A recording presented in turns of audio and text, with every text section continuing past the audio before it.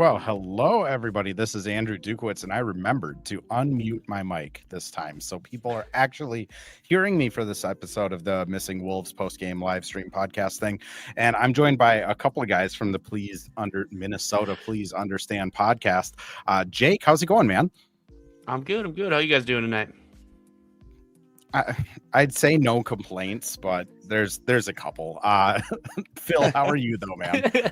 I'm good, man. I'm good. Tough to come on after kind of a brutal second half, but excited to talk Wolves and look at this playoff picture going forward.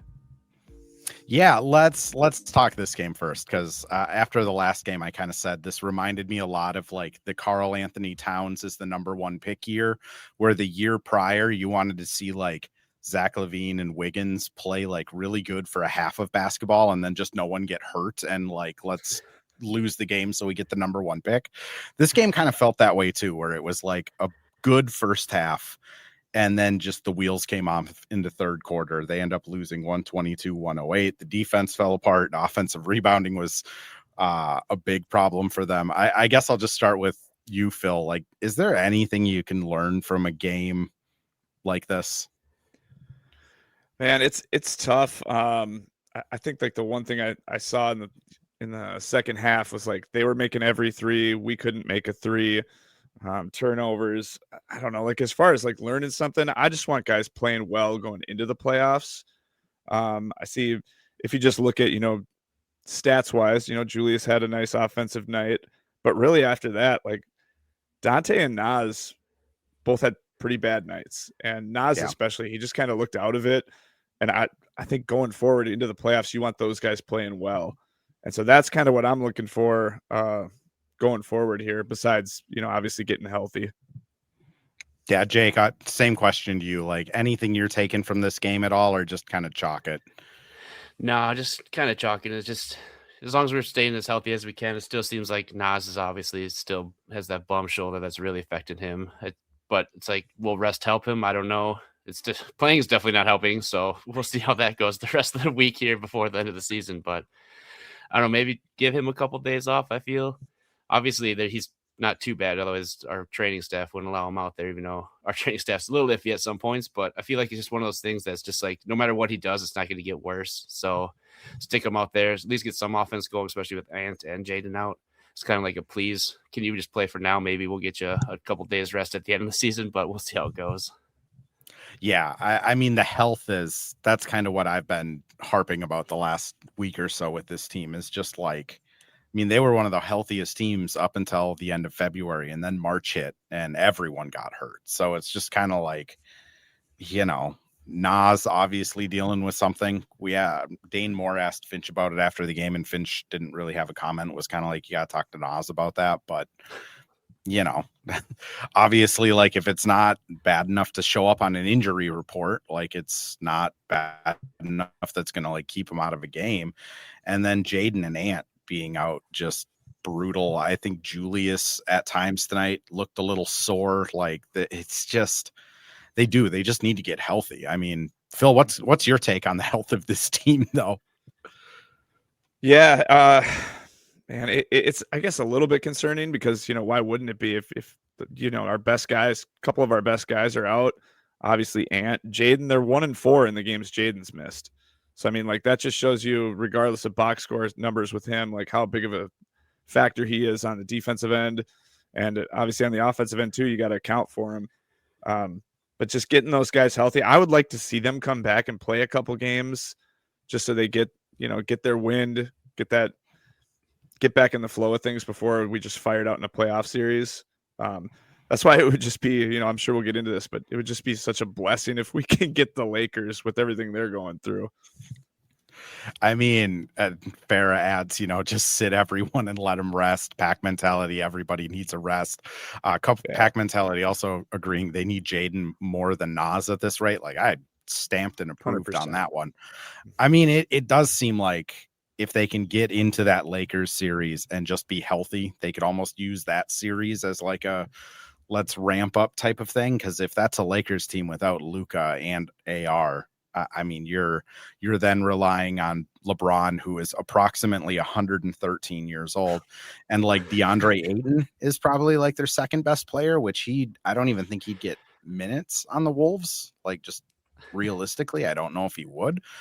I mean, that's probably their path. But now all of a sudden the Nuggets are kind of messing all that up as they continue to win and the Lakers have no one on their rosters. So Jake, kind of what's your feeling on like just the playoffs in general? Like, do you feel like this team's going to kind of get lucky and get the Lakers, or I mean, everything's out of their hands at this point? Yeah. I don't feel like we're going to get that lucky. That's not what Minnesota sports do. So I'm guessing Lakers are going to at least fall to at least the 5th spot. We're probably stuck in the 6th seed the way it's going right now. So we're probably looking at Denver in the first round, which is nationwide. Everybody's going to love that. That's going to be an awesome series. But as a Wolves fan, that's definitely not the series I wanted out of the 3 teams available. So I don't know. Just got to wait and see and a little pray and see if we get lucky here. I mean, it is like, it does kind of seem like it's trending towards the Nuggets now, at least like from a momentum standpoint, which like Godfrey mentions it's going to be Wolves Nuggets. Like that probably is the realistic chance. But like, I still think that like, I think Vegas will have the Nuggets favored because the Nuggets have put together like a better complete body of work. And Jokic is like one of the best players of all time. But like, I still don't hate the Wolves odds against the Nuggets. Like, Phil, what's your thoughts on if it is Wolves Nuggets? Yeah, I mean, of course, we would like the easy route, you know. like Jake said, Minnesota sports, it's not going to be that way for us. As you could see the game yesterday with the Spurs kind of blowing a big lead, Lakers looked awful tonight against Dallas, and then obviously we're not moving up. It just seems like we're just pretty good with staying in the 6. As far as Nuggets go, though, like before the Luka injury and the Reeves injury, I think there was a very good chance that we'd rather play the Nuggets than the Lakers. I think it comes with less BS. You don't have to deal with the referees and the flopping and all that. So like if you're looking for ethical basketball, a Nuggets and then like a Spurs, if you were to get past the Nuggets, like that's the ethical route. Lakers Thunder is the how much can we not throw something at our TV type of games are we going to watch? So I feel good against the Nuggets. We played them in the past. It's the same team for the most part. And that's why we play the games, right? Let's tip the ball and see what happens. And like for reference, the Lakers lose tonight. Nuggets won yesterday in overtime over the Spurs. So they now are tied, but the Lakers have the tiebreaker. Nuggets remainder of schedule is Portland, or home against Portland, home against Grizzlies, home against Thunder, at Spurs, which I always kind of look at just tanking teams and then go from there. So like they got the Grizzlies, who probably aren't super interested in winning. The other 3 would be interested in winning. And then you flip over to the Lakers side of it. And like the Lakers, it isn't exactly easier at this point. They play at home against the Thunder, at the Warriors, who are trying to get into the playoffs, versus the Suns at home, team that's trying to win and get into the playoffs. And then they get the easy one versus the Jazz, which the Jazz might have nothing to tank for at that time. And those are the games that kind of suck when you're like on the edge of competing, because it's like, man, what happens if just everyone is healthy for the last game of the year versus the Jazz? But I mean, I'll just ask you this, Jake. Like, I think this Nuggets team, one, it's been hurt all year, so we haven't really been able to see it. But also, it's just there's like one inherently huge flaw on it, and it's Christian Brown has not had a good season. Neither is Bruce Brown. So they really only have like 6.5 guys going into the playoffs that I think you can rely on.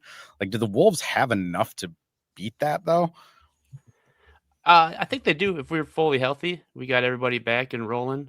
I think we definitely got the team that can beat them. It's probably going to go 6 or 7. They got home court, which is our home away from home, as we've seen the last couple of years. So I don't know. I think we do match up pretty well. I think it's going to be, they're a little better team than we played them 2 years ago in the playoffs, I think. So I think it's going to be a little bit more of a battle, but I think 7-game series, man, I'm going to take the Wolves almost against any team in the league still, if they're 100% healthy. Yeah, I think that's where I fall at too, is like if they're healthy, like if Ant has figured out the knee thing and his like, I think he's going to be good to go no matter what. It's just going to be a pain if he can play through it. If Jaden's back, if Nas is feeling good, like this isn't a really good Denver team. It's just Jokic has been awesome. And then they've gotten like a really good Tim Hardaway season and a really good Aaron Gordon season. That's kind of it. I mean, Jake, Phil, where are you sitting at with it though? Yeah, it's kind of funny that the guys you just mentioned, because on our podcast and just in our group chat and everything, we always have who we call our boys. And Aaron Gordon's always been one of my boys, which is guys that we just don't care for all that much. But you can add Tim Hardaway Jr. to that list too. He is a Wolves killer. I think he gives us 20 every time we play him. Like, that's a big X factor. I know he had some sort of an injury the other night, so see where that's at going forward. Man, the biggest key is like these guys have to be healthy and they have to be ready, because it seems inevitable that we're going to get the Nuggets. And I do think we can beat them. They've had injuries. We've had injuries. We match up well. It's always a fun series. So we can take them, but it's not going to be easy. But in the West, there's no easy matchups. So there's that too. Yeah. And I mean, chat's mentioning too, Cam Johnson has had a pretty poor year. Like, it's been weird. He's had like a couple good months and then a couple horrible months. So like, if you're just looking at it, it's like shooting 40% from three and like putting up his career averages, but it's so Jekyll and Hyde with him that it's been just weird. Also, another one of, the guys that just murders the Wolves every game, Valanciunas plays on that team. And like, he has not been good all season, but that guy is going to have major minutes in the playoffs just because he murders the Wolves. I don't understand it. He's but always like, trying to start a fight. Always. But like, again, theoretically, quote unquote, like pack mentality, we were thinking about the exact same thing. Oh, never mind. You said you're not even worried about Jonas. Never mind. We're completely different wavelengths. Like the theoretically, the Wolves, though, like you look at if Io, Dante, and Ants are kind of your guard rotation with Bones popping in and out, if Jaden is playing 40 minutes a game as your wing, Jaylen Clark and Kyle Anderson kind of popping in and out, and then you have Julius Gobert and Nas as your post guys, like it does just look like on paper, oh, this Wolves team could just cruise past the Nuggets. But Cole mentions, if the Nuggets are the first round matchup, that means you're going to the Spurs to the second round, and then Oklahoma City in the finals, and then even after that, it's Detroit or Boston. I mean, that is quite literally the hardest path you could take to win a championship, right, Jake? Yeah, that is quite the gauntlet you would have to run if that is the way we have to go. We have to get lucky, and hopefully somebody would knock off the Spurs or somehow the Thunder, which probably is not going to happen, but you never know. Once again, we just got to keep praying and trying to get lucky for that one time in our careers of Minnesota sports. Yeah, I've been saying it all year that this team has to do things the hard way. So this would be right in line with kind of their season narrative. But like, that is a lot. Like, could they beat the Nuggets? Certainly. But like round after round after round of just going after the best teams, that would be, I don't know, Phil, like where are you sitting on the vibes if that's the path? Yeah, I mean, I guess I look at it as we were just talking about the Lakers, right? And how can we just get them in the first round, which, like you said, would be great because you can kind of try to get healthy throughout that. But I mean, if you're ever going to win a title in Minnesota, this is for sure the way it has to happen. It's got to be just the hardest thing that can possibly happen. I'm not as I guess nervous about the Spurs, I think, as a lot of people are. They're playing, hey, don't get me wrong, they're playing great, but it's one of those where they haven't been there at all. Wemby obviously is a freak, and they have great shooters. I like their guards. But watching them yesterday, they just kind of folded at the end against Denver, and De'Aaron Fox, he's never really been a winner. He tried to take over that game, which was a bad decision. It's going to be tough. It's going to be tough regardless. But I think at the end of the day, if you do lose, there's probably going to be some big changes this offseason anyway. So it sucks to say that it's a win-win when you lose and you've been to the Western Conference Finals twice, but there's some silver lining, I think, regardless of what happens. Yeah, I mean, that honestly, that's kind of the truth, is if they if they're going to win a championship, this would be the most Minnesotan way to do it humanly possible. Like there's no other way that this should happen. So there's some hope there. But then the other side of it is like, if you can beat Denver fairly quickly, like if you can take care of them in 5 or 6, let's just say, and then you go on to the Spurs and it's like Harper and Castle really haven't been there. Keldon Johnson's a vet, but hasn't had a ton of playoff run. De'Aaron Fox hasn't had a ton. Harrison Barnes has been there a ton of times, but isn't the same guy. I mean, Champagny, like, and Wemby's going to be relied on to play like big minutes, which he hasn't really had to do yet in his career. So there's like all of these little like things that you can point to and be like, well, that might be a problem, which I mean, if they can get past the Spurs because the Spurs just aren't ready, then it's like you're a Shea twisted ankle away from being in the finals, which sometimes that's all it takes, right, Jake? Yeah, that is. We got that with Curry last year, so hey, anything's possible. That's true. I mean, that's just what's crazy with the like. I mentioned it on the last pod of like people remember the Kawhi championship in Toronto because it's like Kawhi finally won a ring for Toronto, but they forget that like they were a made 3 away from potentially getting sent home by the Sixers, and then everyone got hurt in the championship. Like people don't remember that stuff 7 years from now. So if like Shea goes down injured and like Tatum and Brown both get hurt in the finals and the Wolves win it, like no one's going to remember that 10 years from now. It's just going to be Ant's first ring, right? And no one really like, I think when you look back on it, no one cares. Like if that's the way you have to get a championship, like so be it. Because I mean, you look at Denver's championship from a few years ago, that was not a gauntlet they ran at all. They had an 8 seed. I can't remember exactly who they played at this point, but I know they had an 8 seed, and then there was an upset, and then they played. Did they not play like the 7 or 8 seed Heat in the finals? So I think so. Yeah. That like. However you can get it done, it doesn't matter at the end of the day, as long as you get a ring. Even the Bucks, they played Chris Paul when he had COVID. Like literally, like every ring, I feel like you could go back and look at all of these lucky things that could happen. But like, I think the Boston's first ring where they beat Dallas, you could say that like, it's the only reason Dallas got there was because the Wolves had a 7-game series with Denver and were like emotionally wiped, which maybe that's unfair, but there's always going to be things. I do want to get to a couple other questions. Godfrey asked one earlier on in the chat that I want to ask you guys of just, would you trade Ant for Cooper Flag? And then also I do want to get into just kind of like, I don't know, Jaylen Clark was fun tonight. I feel like we should talk a little Jaylen Clark, but first I'm going to run some ads when we get back though. Ant for Coop. Well, hello. Thank you, Livestream Andrew. This is Ad Read Andrew. And today we have Firehawk Construction and Remodeling, the presenting sponsor for the Missing Links podcast. Firehawk Construction and Remodeling strives to inspire people to follow their ideas, working with respect and understanding to create a quality, tailored result. Firehawk Construction and Remodeling, located in Blaine and serving in the North Metro area, is here to help you with your building and remodeling needs. I can say personally, thanks to Firehawk Construction and Remodeling, I have a beautiful deck in my backyard and countless projects that I started, they finished.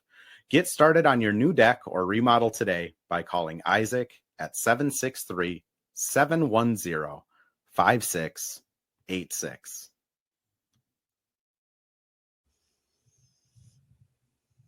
And we're back with another ad read. This time for Pence Homes, the presenting sponsor of Hitting the Hardwood Network. From the best tools and technology to transparency throughout the entire process, Nate Pence and the Pence Homes team is the top choice for buyers, sellers, and is proud to support you and your home ownership goals. Get started today by calling 612-308-1122 or by emailing info@pencehomes.com. All right, we're back, guys. So I'm just gonna pose it to you, Phil, first. Ant for Coop. What are your thoughts? Can I just keep it simple and just say no? Like, I mean, if you want to. Look, hey, Cooper Flag, he's awesome, right? Like he's playing well, good for them. I think it's little bit of BS that he ended up on Dallas, but that's another story. I'm not trading Ant, man. Like, he is just, it's not just the play on the court. It's the personality. It's everything that comes with it. The interviews. I don't know. Like, he's just the man, like it sucks that he's hurt right now. We want him healthy, but if he's healthy in a 7-game series, I think that's what gives a lot of Wolves fans hope. Like, he can carry you. And we haven't had a guy like him come around here in like a long time, especially for the Wolves. So no, I'm not trading him for anything. Jake, Ant for Coop? No, I'm not trading Ant for the entire Dallas Mavericks team. So that's not a possibility at all. So what do you want? What do you think Flake's going to be? One of the top players in the league for a long time coming. He's young. That's what you have. That's Anthony Edwards. Yeah. So I don't know what the trade would be for.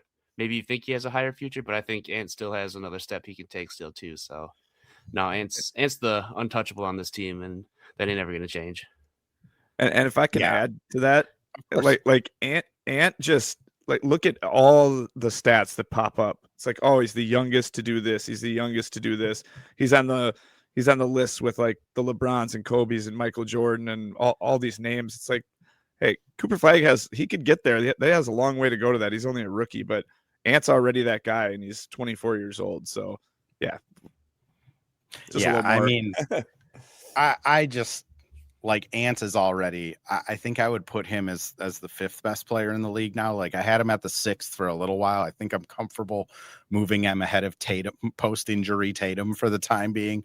So it's like, when you have that guy, it just, you don't find that guy. Like, even KG, when he won his MVP, like, you could still look around the league and make an argument that KG wasn't the best player in the league that year. He had the best season, but like, you have Shaq, Kobe, Tim Duncan. Like, I don't think Minnesota's ever had like this caliber of guy where it's like, just by him breathing, they are in the championship conversation every season, which, I mean, you look at even like his draw of players that want to come play with him. Like, we've never had a guy where Giannis is like, yeah, I want to play with Anthony Edwards. Like, that was never happening for Jarrett Culver or Al Jefferson or any of those guys. Like, it just wasn't. So I'm pretty firmly in the you keep Ant until the wheels come off conversation. But I mean, it would be interesting. Coop's going to be really good.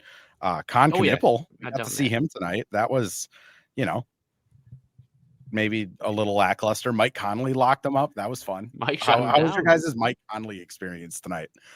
that was awesome. He came off firing, got some buckets, and he shut down Con. So all around, good night out of him. I'll take it. Yeah. I think I saw a tweet. I can't find it right now, but I saw a tweet about like the Mike should have a career high to show Charlotte what they missed out on. I don't know who sent that tweet, but that was great. Mike, I don't know if he's gotten it yet. I didn't have a chance to ask him yet, but he is going to be getting a Charlotte Hornets Mike Conley jersey to hang in his living room or man cave or whatever. So, I mean, they're missing out on him. He shut down the whole team. I would argue he was the best player tonight, which, I mean, the other guy I did want to just touch on briefly is just Jaylen Clark. Like, how good was it to see him just make shots? I mean, he has been in a bad shooting place for a while. Yeah, actually, and to go along with Jaylen Clark, because I was surprised we didn't see him a little bit earlier. Do you know anything about why Terrence Shannon didn't play more? I was expecting him to play some pretty heavy minutes tonight, especially knowing like that up and down pace that Charlotte likes to play with. Yeah, I'm not too sure. Literally, no clue. Bizarre. That's Finch being Finch. We never know what's going to happen. Classic. Night in or night out. Yeah, it is weird because we didn't really see him at all. And I mean, he finished the night without a stat in 4 minutes. So I thought he looked fine. I mean, again, I'm not going to sit here and like pretend to know why he didn't get minutes. But like, the other thing I would say is like another really good Johan performance.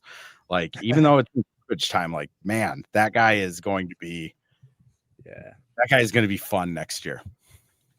Yes. Can't wait for that. I'm excited to watch him play too. I would assume he's going to be in summer league. Like if people haven't come down to summer league or never made that trek, Vegas in June sucks. So just forewarning, that's terrible. But like you really do get to like just literally sit on top of the players pretty much and watch them hoop. Like I think Yohan this summer league is going to like wreck that league. So if people haven't made it down there, like I highly recommend it this summer. Jake, I think the last thing I just wanted to touch on was just, like as this season has gone on, and since I'm not going to be able to talk to you guys again until like the playoffs, like how are you going to remember the regular season of this team? Oh man, I have been hating on this regular season team since like day one. Perfect. It's a perfect question for him. Yeah, it's just it's been such a frustrating season, man, all year. Where I've just lost hope so many times, but then there'll be a streak where I kind of get the hope back, and then they immediately turn it around and just punch me right in the throat for even thinking that this team was going to be good. But it's just I don't know. I'm always going to believe in them. It's just what we saw in the season. I think 6 games are out in the playoffs, but I know they can flip the switch always, and we all have Ant and we'll be healthy. So I don't know, but I will remember the season as being one of the most frustrating seasons I've ever lived through in Wolves history, because the potential was championship, and now we're just sitting here at the 6th seed. Like, well, what do we do? I guess we didn't care about the season, and now we're sitting here in the 6th seed, and we wonder why.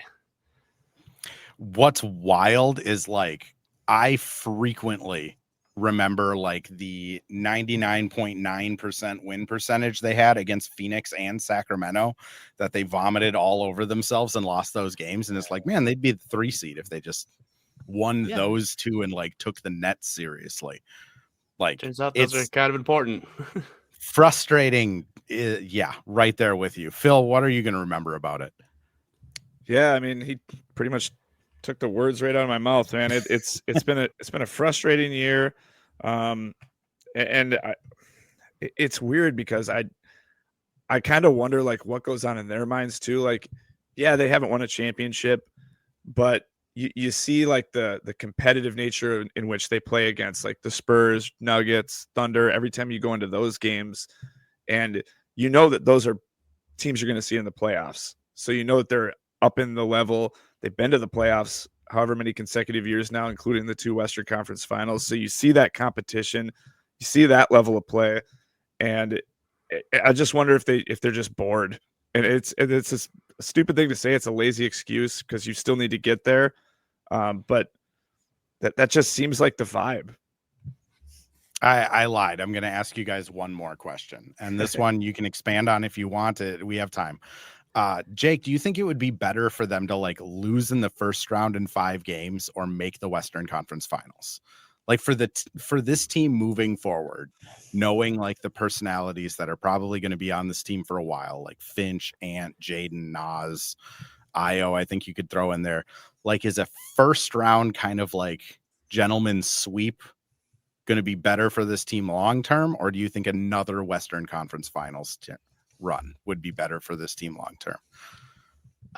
That's close. I think I'd probably be like 60-40 that, but I would lean on a first round knockout. I think would be better for this team, just so we can finally, I don't know, this, like I said, this season's been so frustrating for me, and I want them to take a season seriously. So I think if make this big trade, we got to up the roster, get it all figured out, get guys on this team that's going to be playing every single week and every single game. If it's Charlotte or if it's Memphis or anybody, I don't care. I want these guys playing. So I think a first round exit would be a nice little wake up, and then I think it'd also give an excuse for Tim to go out and make whatever deal he wants to make at whatever price at that time too. Yeah, Phil, I'll throw it your way. Yeah, for sure. I think there's benefits to both. I mean, I feel like if they were to lose in the first round or lose in the Western Conference Finals, I think they're mixing up the trade market regardless. Like unless they win a championship, even if they won the championship, I feel like they'd still be like, how can we trade Julius or whatever they're going to do? I guess for me, like the tiebreaker for me would be for Western Conference Finals would be the experience, just playing more playoff games. Like Io hasn't been in the playoffs. Bones hasn't played in the playoffs. So it'd be maybe he did a little bit for another team, but it would just be the experience factor going forward of being in those big moments. I ask the question because I find it so interesting, because like it is literally like a 50-50 split between the fan base of people that are like, It is. nope, I want them to fail miserably so they can learn their lesson. We can move on from players and we can like get on the right track. Sia answers another question about like how this season will be remembered. And like this season will be remembered as the season that led to the second phase of Ant's career. Boy, that was a tough one to get out. But like, I think it's just how you get there, right? Like, I do think a first round exit, you know, Finch is probably starting next year on the hot seat. I think Ant is kind of on the hot seat of like, hey man, like you can't go in as a 6th seed again. Like you can't just get knocked out. But then also if you make 3 Western Conference Finals trips, like I think that puts you in a different like echelon of respect where you probably get better free agents and things like that. And like you said, Phil, like Bones has not really been in any notable playoff games. Io has never played in the playoffs. Like, even if you're looking at guys like, you know, Julius and Dante, like they've made a few runs. Dante won a ring with Milwaukee, but like they can always use a little bit more battle hardening. Not necessarily saying they're going to be on this team forever, but like it's just so interesting to me how there is that split between like diehard fans that are like, you know, do you take your medicine all in one gulp or do you just kind of like sip at it a little bit? Yeah, I don't know. It's like championship's always the mission here. And I don't think a Western Conference Finals gets us any closer. That's just another 3rd place ribbon that we get to put on the wall.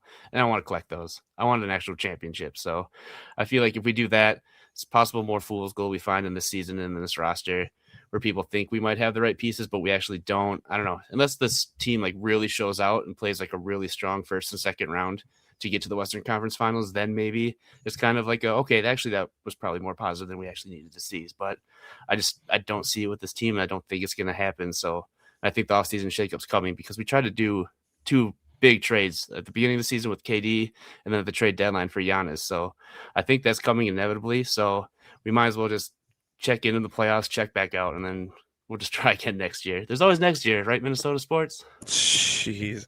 There is always next year. I also do think that if they do, let's just say they do make the Western Conference Finals again, and in this scenario, you are playing Denver and the Spurs, so you would think like you got to play pretty well to beat those 2 teams. Then it just becomes a question of like, why don't you try during the regular season at all to get a little bit better of a seed? Because obviously at that point, you have made 3 in a row, and pretty convincingly, if this was the case this year. To which you go, okay, there definitely are, you know, playoff risers on this team. And I think the 2 guys that are hurt are your 2 biggest playoff risers. Yeah, and I don't think there's a right or wrong answer. Like Pack Mentality mentioned it earlier while we were talking. I'm not going to scroll up to find it because that's effort, and we're at minute 33 of a podcast. Effort wanes, but like essentially, like I think regardless of what happens, like there is going to be changes. There's just too much kind of writing on the wall contract wise, and like where they've set themselves up to. I will say, having KG in the building for a series finale against the Pelicans, I do wonder, like if his body can handle a game like this, if he was here tonight, or if he would just like implode on the baseline. Jake, I'll kind of leave you with that, and then I'll go over to you, Phil, as well. But like, do you feel like there's going to be any effect, you know, in the stands with KG being back on back in the fold officially on next Sunday? I think so. I think the crowd's going to be hot if he's going to be there. So I think if we do need to win that game, which we probably will if we're anywhere near the 5th seed, I think that's going to be a big part to have that for the Pelicans, because we know we're not going to show up against the loser team. And then having KG there is just going to help get us going. So I don't know. I think it's going to be awesome. I'm excited for him to be back in the arena, back with the team and making appearances and stuff at games. So I don't know. I think it's going to be awesome. We're probably going to win that game, I hope. So we'll just see who shows up, I guess. Phil, does it seem like it's already predestined to be a game where they fall down by 24 and then come back and force overtime and then win it in overtime? Oh God, I hope not. That's I mean, with KG coming in, like the crowd will be hyped. So I mean, that's already a big deal right there. I just hope, like, can you show up for some playoff games too? Because that's when we really need you.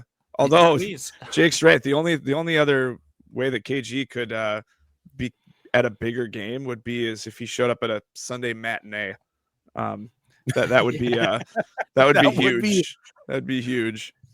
For a team that has been so weird for matinee games on weekends. Like, man, maybe that was the play. Like, have them show up for a 4 p.m. game on the East Coast. Yeah, All right, is the Eastern Conference really like where we want to be with all these early games? I don't know, guys. They're going to have to adjust their entire lifestyle if we get moved to the Eastern Conference. Naps are going to have to change. It's going to be wild. Phil, anything you have going on this week? Anything you want to plug? Where can people find you? Please plug your delightful podcast as well. Yeah, the main Twitter handle for us is MNPU Podcasts. It's Please Understand Podcast. It's on all the platforms. I think we're going to be doing we'll cover a Little Wolves. We'll be doing a pretty heavy Masters stuff this Tuesday night, probably about 7:30ish or so. And then my personal Twitter is PDog2222. So you can find us there. Jake, where can people find you? Yeah, that's pretty much the same. Others are on TikTok too. Same for the pod. It's the Please Understand Pod on TikTok. We do little clips from our pod on there weekly. So otherwise, you can find me just on Twitter. That's usually where I'm at the Jake Ulrich. Well, I will apologize in advance for all of the Twins coverage you guys have to do over the summer, because that is going to be brutal. Thank you guys so much for coming on. Yeah, you guys can turn into a WNBA podcast. That'll be fun, hopefully. We might have to. I'm definitely in for that. All right, guys. I appreciate you coming on. For anyone who came into the live stream a little bit late, this does get posted up on YouTube and X as soon as I end the stream here. You can also find it tomorrow morning. That would be the 6th, Monday the 6th, not the 6th Monday, at 7 a.m. We will be back for every game this week, even if they are starting the likes of like Julian Phillips, because there's nothing to play for. We'll do a post game for all of them. Also going to be a ton of Lynx coverage this week.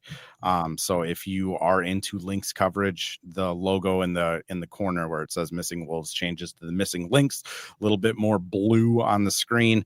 And we're going to be doing quite a few lives. Free agency, they announced about 2 hours ago, starts tomorrow at 8 a.m. So only in the WNBA do you find that news out less than 12 hours ahead of time. But thanks everyone for listening. We'll catch you later.